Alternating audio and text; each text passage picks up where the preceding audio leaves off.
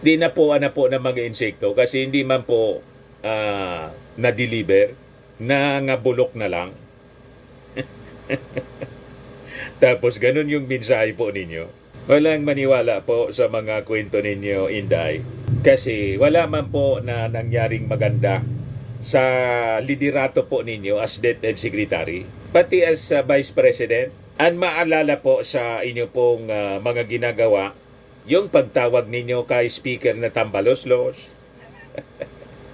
yung pagtantrums ninyo dahil sa confidential funds, at yung latest na mga statements ninyo sa investigasyon kung paano ginastos yung inyong pondo, yung pinakita po ninyong kawalang modo.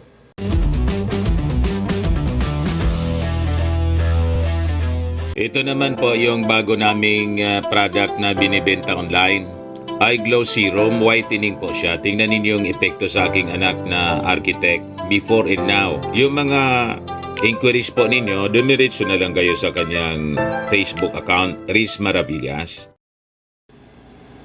May reminder mga kababayan si Inday sa pamilyang Filipino sa commemoration ng ating bansa sa Family Day. Sabi po ni Inday mga kababayan, Filipinos should be reminded of the present food crisis na atin pong kinakaharap. Ayan po sabi ni Inday dito, on Family Day, BP Duterte reminds Filipinos of present food crisis. Yan ang ating Vice Presidente mga kababayan na habang sinasabi niya na dapat nating alalahanin na may food crisis tayo po, pinabulok niya yung mga pagkain ng mga mag-aaral.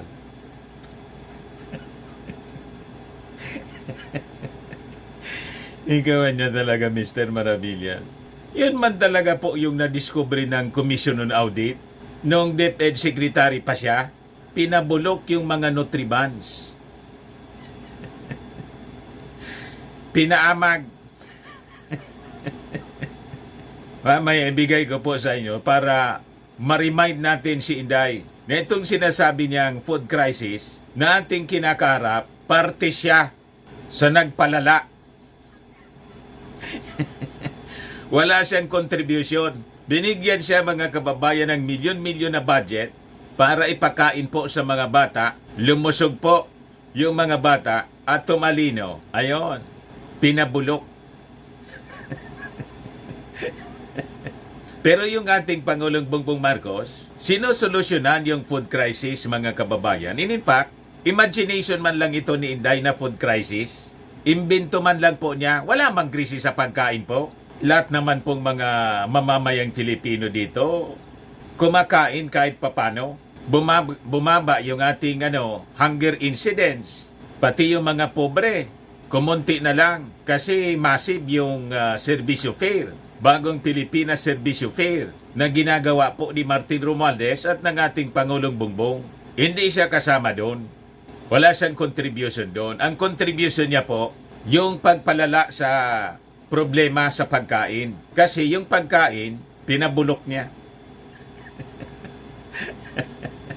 O diba? Dokumentado po, mga kababayan ng Commission on Audit. Pero ibigay ko muna sa inyo itong kanyang statement.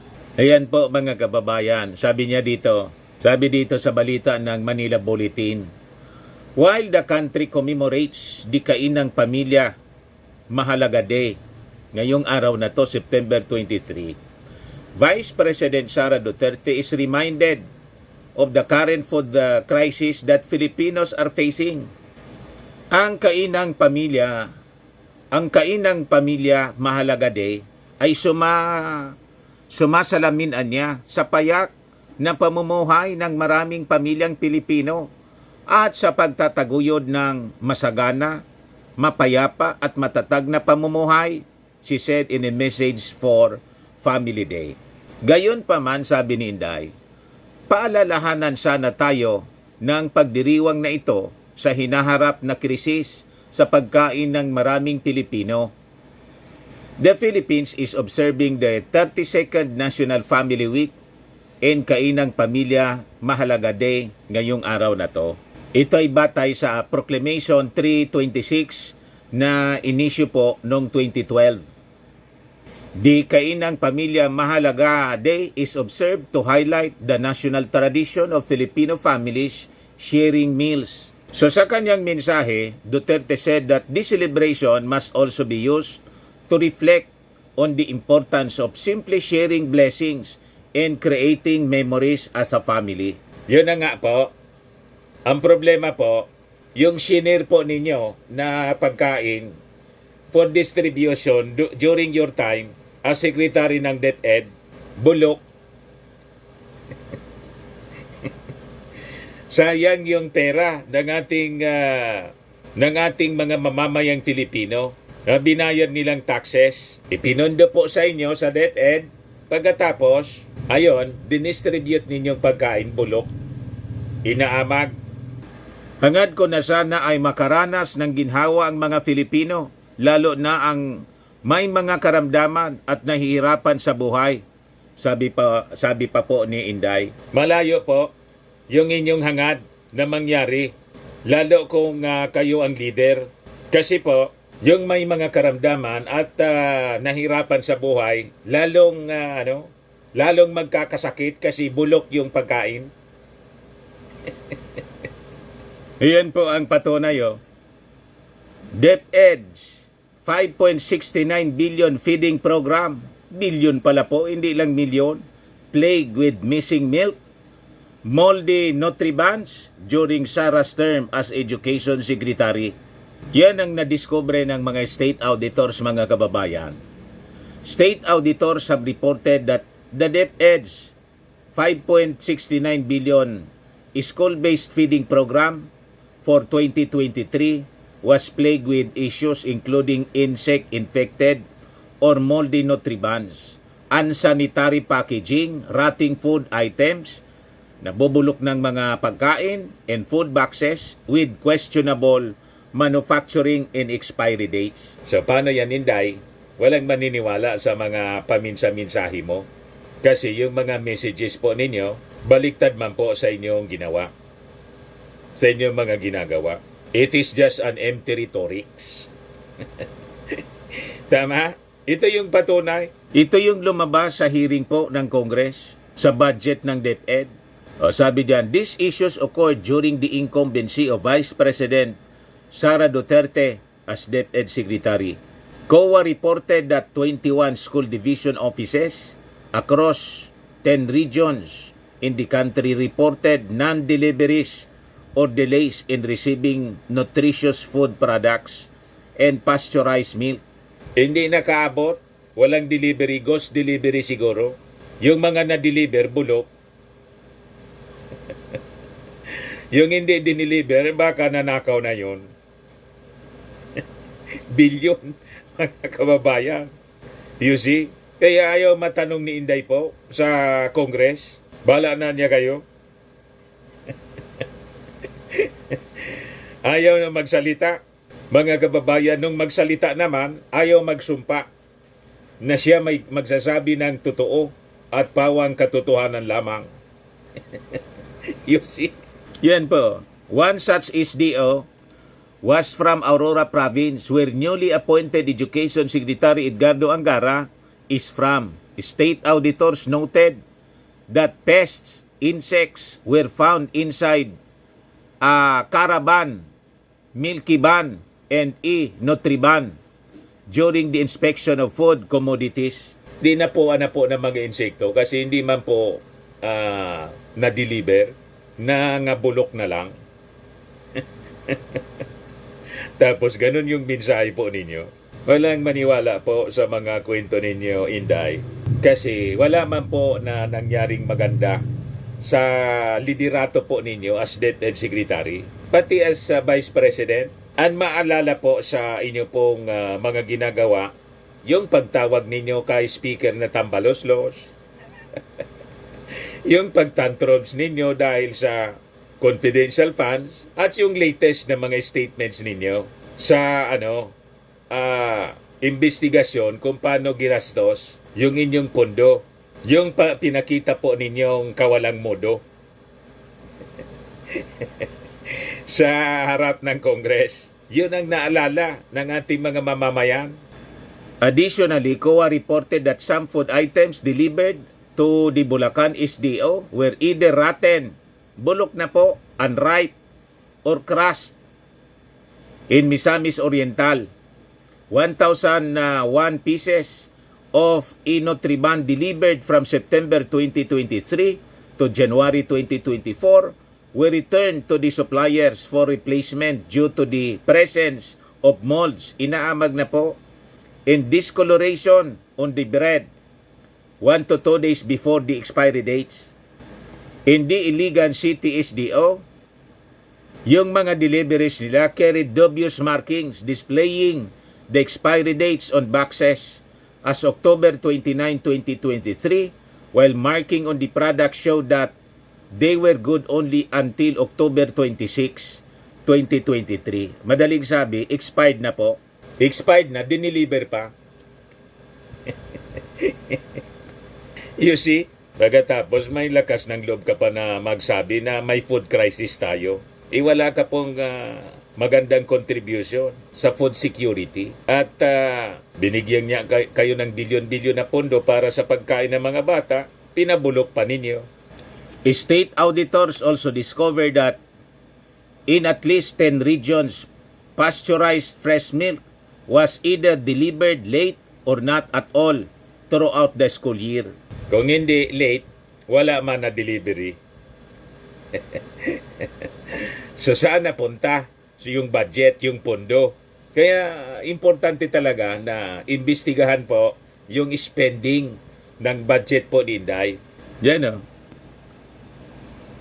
La Union, Region 1, Ifugao, Benguet, Baguio City, Cordillera, Administrative Region, Mandaluyong City, Pasig, sa NCR, Oriental Mindoro, in Palawan sa Region 4B, Mimaropa, Camarines Sur, pati pala dito sa amin. Region 5, Bicol Region, tapos pumunta si Inday sa Camsor sa Naga City, nakipagkita kay Leni Robredo na sinabi niya noon, nung mayor siya, fake anyang BP. You see? Zamboanga City in Region 9, Bukidnon, Valencia City, and Malaybalay in Region 10, Northern Mindanao. Tagum City in Region 11, Davao Region. O, kita mo na, pati sa Davao Region. South Cotabato in Sultan Kudarat in Region 12, Socsargen, Agusan del Norte, Surigao del Norte, Butuan City, Cabadbaran City in Surigao City in Region 13. Ayan pa, several of the anomalies and irregularities were attributed to months-long delays in signing supply contracts with the Philippine Carabao Center or the National Dairy Authority. Private suppliers were also blamed for the late deliveries of milk in NCR, CAR, and regions 1, 4B, 9, 10, 11, 12, and 13. Even though funding was reportedly released as early as the first quarter of 2023. Na-release na po. Isabi po ni Saldico, Chairman Committee on Appropriations, ito niya kasi si BP Inday, na hindi niya nagpapakita sa DepEd. Tamad. Sabi ni Saldico, napakatamad niya. Na boss, may gana siya na magsalita ng ganyan. May pa-remind pa siya sa sinasabi niyang food crisis daw na ating kinakaharap. Ang dami niyang pinabulok na pagkain at may release ng pondo, walang delivery. O, di ba po? Yan o, sabi dyan o. Audit revealed that SDO Palawan paid on December 15, 2022, the full amount of 25,709,893 for NFP purchased, despite the late delivery of goods totaling 14,589,363 per delivery receipts and school inspection and acceptance report. COA said that DepEd guidelines on the feeding program had not been followed. Talagang hindi sumusunod si Inday sa sa guidelines. May sarili siyang may sarili siyang guideline. Pati nga doon sa Congress, hindi siya sumusunod sa rules. Ayaw manumpa. Gusto niyang magsalita lang ng magsalita, pero ayaw niyang sumpaan yung kanyang sinasabi na totoo ang kanyang sinasabi at walang at pawang katotohanan lamang. Yan si Inday. O ngayon, para hindi siya matanong tungkol sa kanyang budget, bala na niya kayo. Kung i-approve ninyo yan, bala kayo. Ito yung latest ngayon. Sara Duterte reiterates fate of OBP 2025 budget is up to House. O yan si Inday, nagpapasarap sa buhay. Sara skips House plenary debate on OBP budget, reportedly spends weekend in Calaguas Island. Vice President Sara Duterte reportedly spent weekend with friends on Calaguas Island, Camarines Norte, after visiting former Vice President Leni Robredo at her home in Naga City during the Piña Francia Festival. She was in Calaguas Island from September 21 to 22 and departed on September 23. So ngayon pa lang siya umalis. Nagpa-picture-picture sa mga nandun. Kaya yan tuloy, nagrally yung mga makabayan. Bagong alyansang makabayan in allied groups troop to the House of Representatives.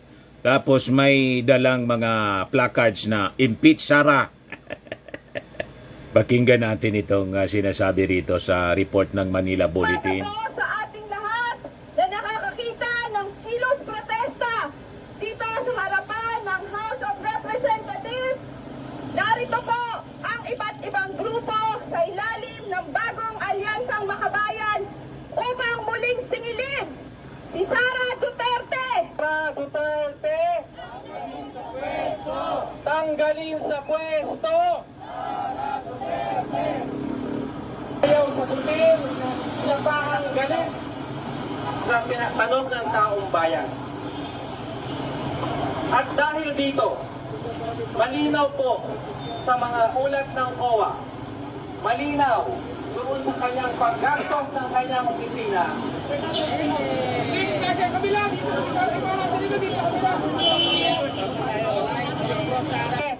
ay tanggalin sa pwesto sa pamamagitan ng impeachment. Ito po ay dahil sa betrayal of public trust.